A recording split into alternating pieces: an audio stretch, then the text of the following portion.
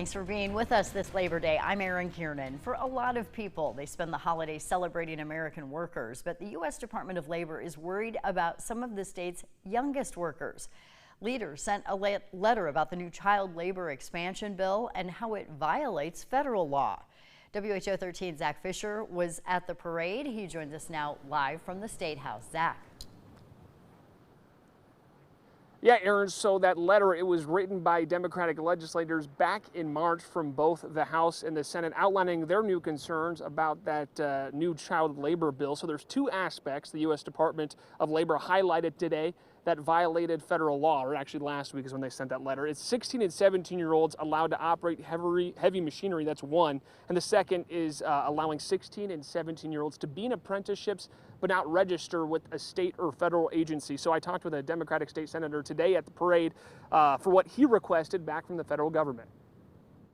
One of the things I requested in the letter was to get a fact sheet from the federal government, and they rightly so said actually we should have the state government work on that rather than the federal, because we're looking at inconsistencies from the state to federal law. So they're in the right position to do that. So I hope Workforce Development and the Labor Commissioner will sit down and meaningfully look at these inconsistencies with federal law so we don't have parents and employers without really understanding what they're doing, putting kids in harmful occupations. We don't want people to realize that too late. So Bolden also adding that he encourages the Iowa Department of Workforce Development to sit down and make that fact sheet as soon as possible. Also today at the parade, I caught up with the Iowa Federation of Labor president to see how he celebrates the holiday and what he wants people to know about that recently passed policy. Sure. Look, you know, Labor Day is a day where it's about celebrating the American worker, but it's not just about that.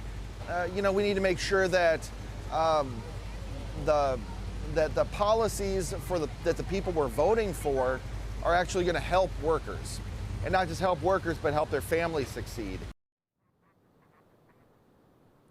So there's not really a where do we go from here in terms of what the Democrats can do. Bolden adding that he hopes next session that both parties are able to work on what he called good child care legislation to attract workers to the state. Reynolds and Iowa Republicans, they've maintained and always said that this bill was common sense labor provisions to allow young adults to develop their skills. Aaron.